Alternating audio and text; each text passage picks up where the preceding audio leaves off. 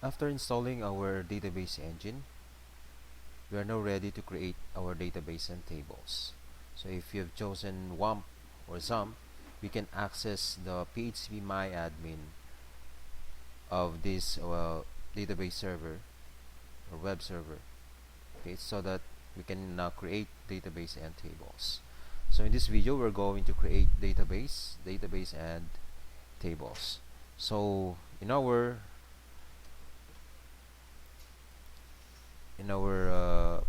computer, we're going to access our web server. So we need to open a browser. We'll open the browser and then type here the local host. Okay. So it will search for the web server. If it's not properly installed or if it's not open, we need to open it. So if, for example, your database engine is XAMPP, then open XAMPP or XAMPP, and then start MySQL, or you might also want to start Apache server. Okay, open it and then click the button start for MySQL and Apache. When it is ready, automatically our localhost dashboard, okay, will be displayed.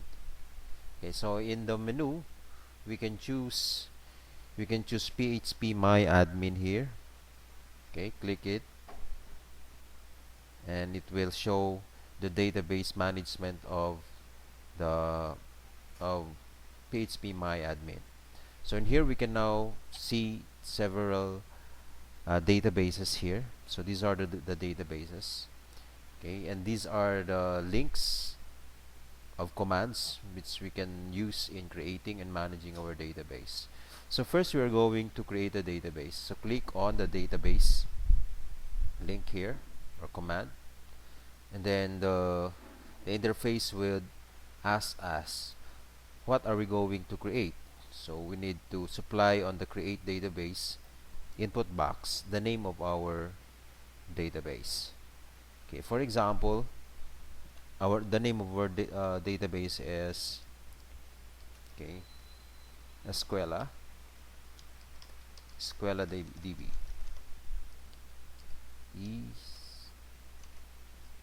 Escuela.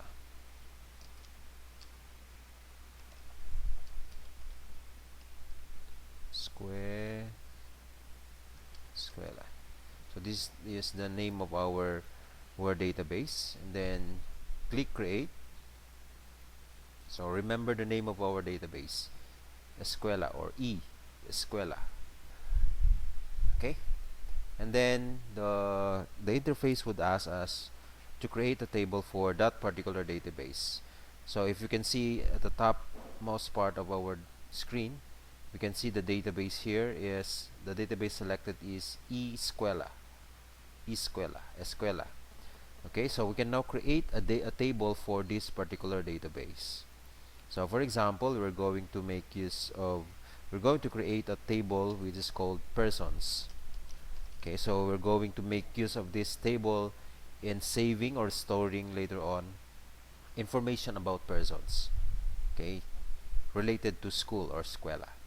Okay, so it will also ask us to input the number of columns, but you can just skip that. But if you predetermined already the number of columns or number of fields, then you can type in here the number of columns. So for example, we need 8 here, so I will type 8, okay, for the number of fields, and then click go, the button go here, click go, and then you're now ready to input the 8 columns or fields, okay, for that particular table. So as you can see at the topmost part of our screen, we have the table persons under the database Escuela.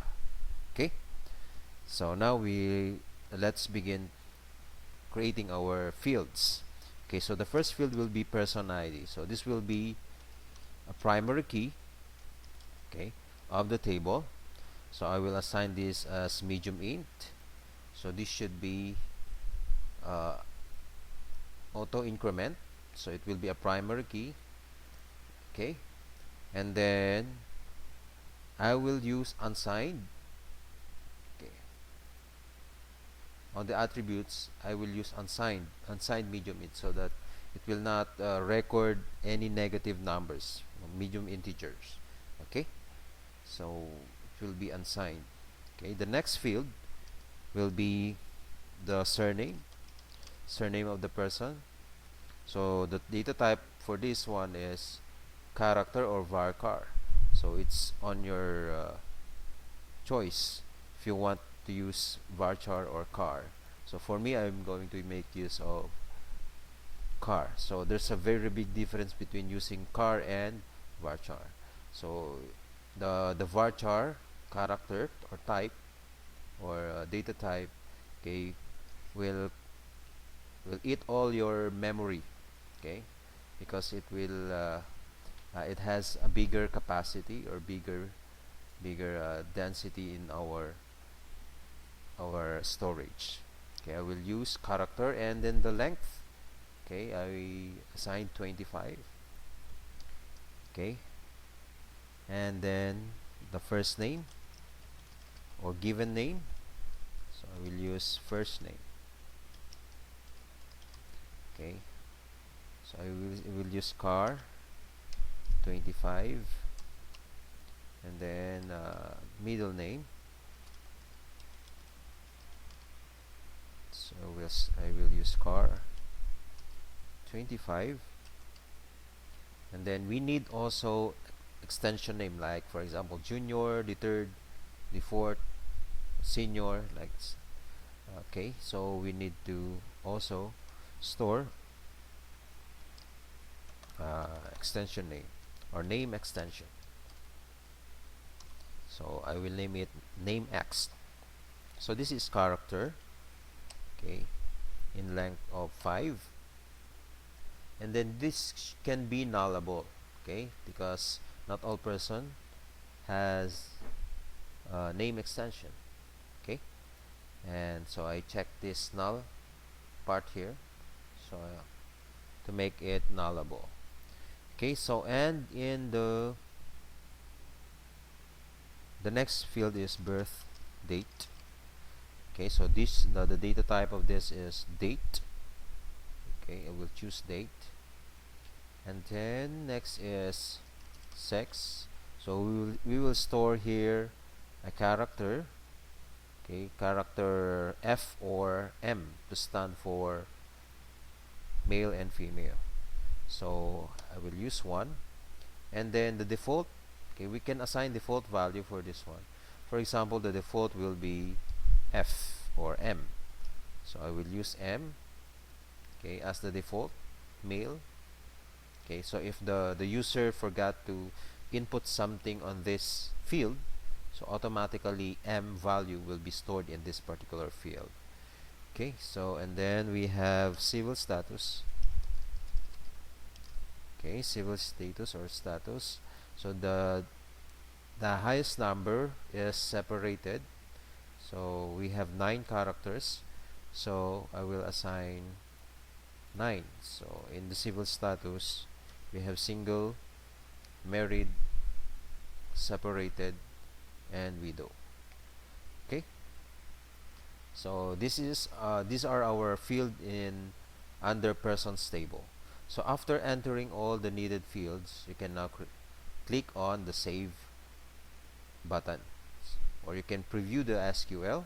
So this is the DML, okay, in creating a table. Okay, so this is the command in creating this table. Then close it and then save it. So after saving, it should create our table. Okay.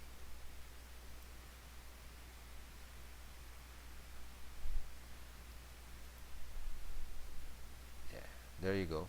So after saving it, we can see now the fields, okay, on under the table persons.